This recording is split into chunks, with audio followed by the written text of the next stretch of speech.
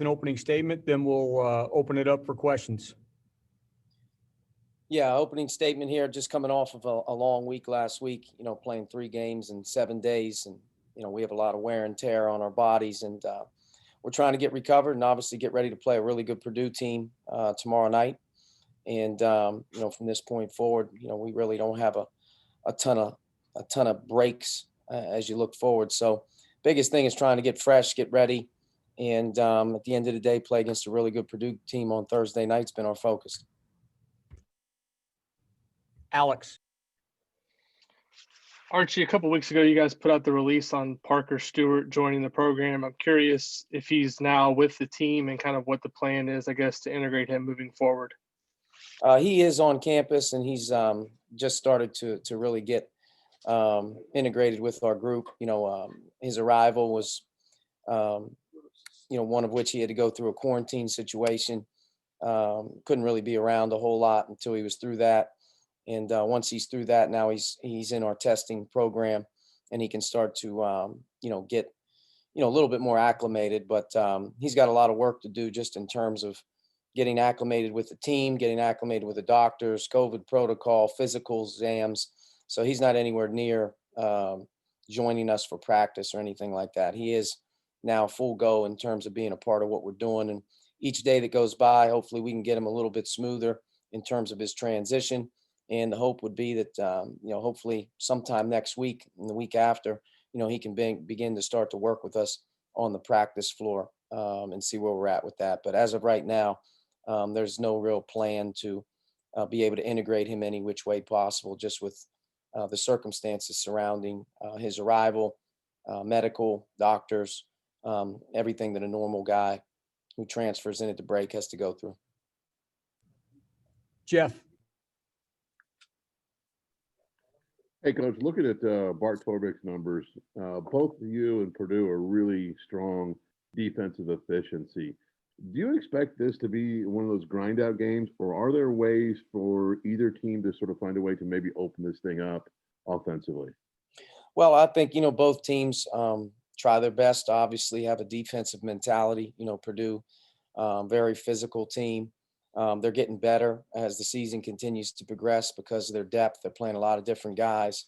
And as the conference slate has really started to, get underway, you can kind of see their physicality coming back, the trapping of the post, they're creating more problems, and they're playing a lot of different combinations of players. So I think as the season goes, they're going to continue to even get better defensively. For us, we've hung our hat on that. I don't think we're playing as well defensively as we once were earlier in the year. We're also playing a lot of different combinations of players here recently, and our depth inside is challenged. But I do think both teams are coming into the game knowing that has to be a part of the plan. From an offensive standpoint, Purdue's an execution team. They're a team that really thrives playing inside out. They establish their front court players as well as anybody in the country. And their perimeter guys do an unbelievable job of feeding the post, but also playing off it. Within their transition, within their actions, they're shooting the ball a lot better. Stefanovic is a terrific shooter. I think Brandon Newman's really added the three-point element. Jaden Ivey's a scorer from the perimeter as well. And Thompson continues to be a guy that gives them a boost in certain games from behind the line. So they have a lot of different combinations of players. I think they're very good offensively. I think it starts with them in the post, as everyone can probably imagine, with Travion and then Edey coming in the game. But the perimeter guys, as they get going and as they shoot, produce a very difficult cover because of their execution. For us, we're going to try to get into transition as much as we can and be spontaneous. We have to do an unbelievable job of taking care of the ball. One of the big reasons why we weren't successful here lately is handling post traps and being able to, offensively play and execute and be able to get a quality shot, when they're taking things away of our normal look. So big thing for us is to take care of the ball above all costs. I think that's a big thing. And we're going to have to keep them off the boards as much as anything. I think they're one of the best rebounding teams in the country. But, from our standpoint, how the game's going to go, I think both teams, pride themselves defensively. I think Purdue's a very, very good team on both ends of the floor, and they're getting better. Tom. Archie, can you update us on Armand for one, and Purdue, I know you've had half a season to get used to playing with no fans, but is this going to be the strangest night of all, the IU Purdue rivalry with an empty building? Well, first, Armand is not 100%. Clearly, he's missed basically 3 games. If you take him out of the Maryland game, he's not been a part of 3 games in a row. And, he's continuing to do as much as he possibly can. He's about, 9-10 days away from his sprain. It's a legitimate sprain that's really limited him. He did a little shooting yesterday. He did a little running and moving, more so than he did a week ago. And we're just going to basically have to see game time decision on how he feels. If he can't go, he can't go, but he's definitely not 100%. And, we're just basically focusing on trying to get him back as fast as we can. But at the same time, he's got to be able to be effective. Definitely, I think playing without fans, and I think every coach would agree that a home game, especially in our conference, with the crowds that we all have, is a huge disadvantage at home. Sometimes it plays against you. I think in this game right here, especially the Purdue game, those who've been here before know the environment in both facilities, especially our facility, that playing at home is a little bit different. And teams go on runs. You don't have that support behind you. You go on runs. You don't have that momentum behind you.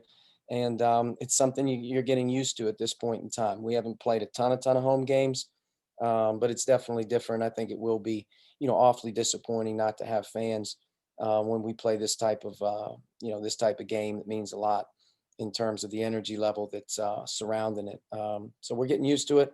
I definitely think it's a little bit different. But in this type of game, I think both teams are focused in on themselves, and you have to, be ready to roll. And this is one where your intensity level, your concentration through the ups and the downs, whether you're home or on the road, is going to feel somewhat the same once the ball gets tipped up. Zach? I guess kind of following, maybe not specifically the Armand question, but Purdue's got obviously not just the size to throw at Trace, but also maybe to protect the rim, even as they defend him. I mean, how much do you emphasize just the ability to finish through contact, the ability to be ready for and handle contact for a guard like Rob or a guard like Al that really likes to get to the rim in a game like this, when you know that even if they pay some extra attention to Trace defensively, there's going to be big bodies waiting for them? Well, Purdue does a great job of defending the 2. If you look at their numbers and you look at where they're at, they're one of the best teams in the country, and basically not giving up 2-point baskets. Part of it is, they're constantly post doubling, and the other thing is they have great physicality and size, and everything around the rim is challenged. Everything in the paint, just to be quite honest with you, is very, very hard, and that's what makes them tough to deal with.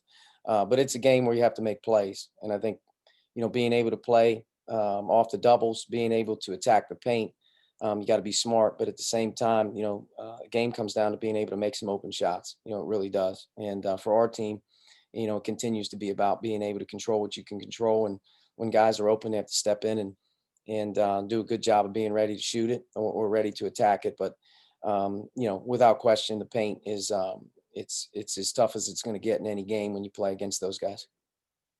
Last question, Bob. Yeah, Archie, what do you enjoy most about coaching Trace Jackson Davis? Trace is an easy guy to coach because he's such a great teammate and he's a great kid.